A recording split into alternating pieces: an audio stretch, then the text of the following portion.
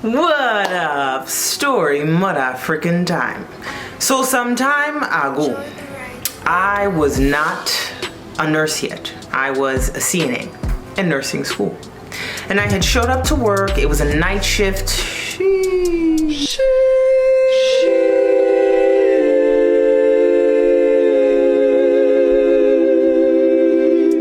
And I found out that I was going to be sitting with a patient. And when I say sitting with the and I mean I was going to be a sitter watching a patient who had proven to be harmful to himself, him or herself, to harmful to others, and or impulsive, or all of the above. Truth be told, some of these sitter cases really require more than just one CNA watching them. Okay? It's not fair. So anyways, I get to work, they tell me I'm sitting, I go to the CNA that's currently sitting with the patient that I will soon be sitting with, and I get a quick report, nothing super special, patient is and anytime you say that in the hospital, obviously it warrants you a sitter, and so now we have to watch you closely to make sure that you don't have anything set in place to end your life. So the CNA had told me that he had requested ice a while ago, but no one had came to watch him so that she could get up and get the ice, and no one had actually brought the ice, so she didn't have to get up and go get the ice. So I was like, it's cool, don't even worry about it, I'll go grab it, you'll be free to go, have a good night. So I go grab the ice, I come back, she's gone. She is gone. I wasn't gonna ask her to go get the ice because I'm sure that once she got up from that spot, she wasn't gonna be interested in having to come back to deliver some ice. So anyways, I'm like, great. I got the cup of ice in my hand. I'm walking down the hallway and I was like, Lord Jesus, please don't make anything strange be taking place in that room. You gotta be really careful with these people, with these kinds of patients. If they are really intentional on doing what they say they're going to do, they're gonna make it happen. And you know, they're gonna come question you. So I'm about to turn the corner and go into the patient's room, and boom, there he is standing in the doorway, staring me dead in my face.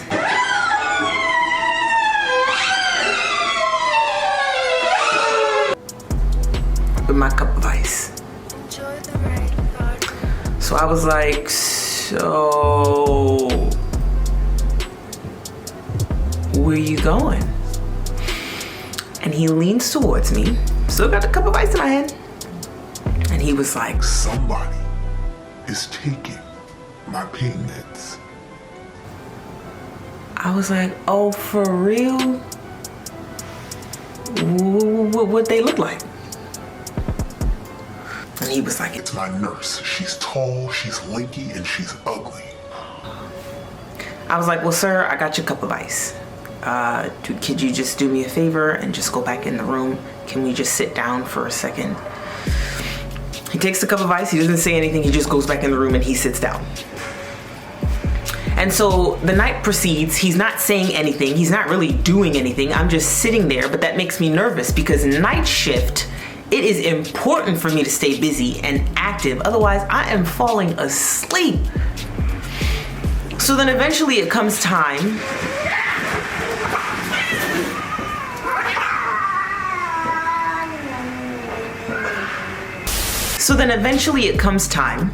for the nurse to give the night meds.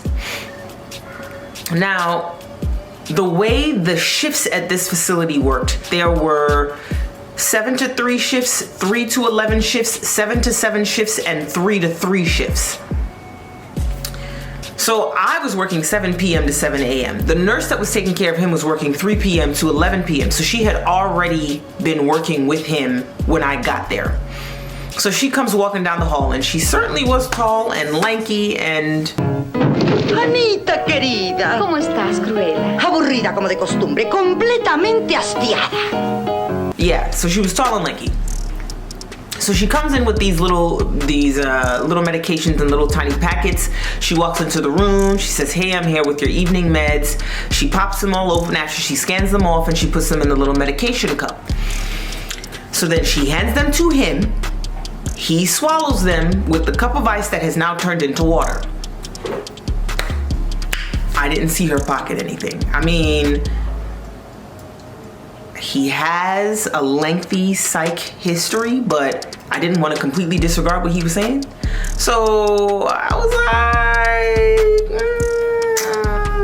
like, it might be you, bro. It might be you. You might be paranoid. That is a possibility. But I'm just thinking that. I don't get to say stuff like that, okay? Not at that time.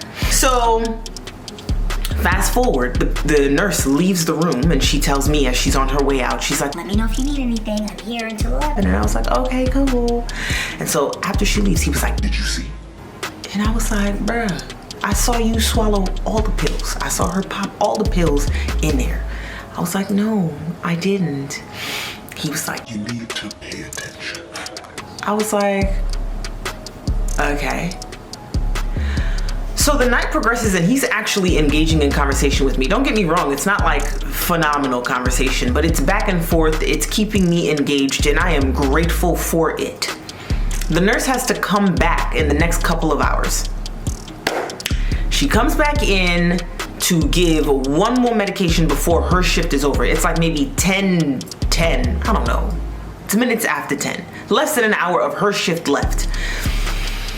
So she comes in, she says, I got one more medication for you, yada, yada, yada. She opens up the chart, she scans it off, she pops it in the little medication cup, and he turns around and sits on the edge of the bed to get ready to reach for the cup. And as she's turning around, he sticks his hand in her pocket and yanks out a handful of syringes. A handful of syringes. And then she screams, obviously. And then he's like, You see what I was talking about? You see this? and so she reaches forward. They're in a tussle. The syringes they've all fallen on the floor. And I see that they're morphine syringes. So morphine comes in vials and it also comes in syringes. And it was labeled on the syringe, morphine, with the barcode and the little numbers and the expiration date. I was like, I'll be darned. You are friggin' lying. So they're tussling, and her scream obviously initiated a series of healthcare professionals flooding the room. And they're getting him off of her. She's, screaming of this distress. Oh my God, he tried to hurt me, yada, yada, yada. But it doesn't take long. The charge nurse obviously comes in there as well. For the charge nurse to put two and two together and, gaze at all the syringes sort of rolling around on the floor.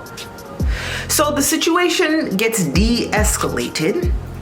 He is unfortunately given Haldol. I didn't like that. And of course, I was questioned after she was questioned, and they asked me what I saw. And I told them what I saw. It doesn't take a rocket scientist. I would have been shooting my own self in the foot if I tried to cover for her. Y'all walked in there and saw syringes on the floor. Where did we get that from? Where did it come from? Straight from her pocket. Baby.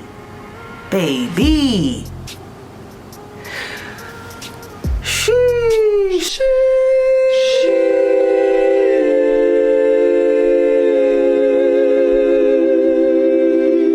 So I continued to watch the patient.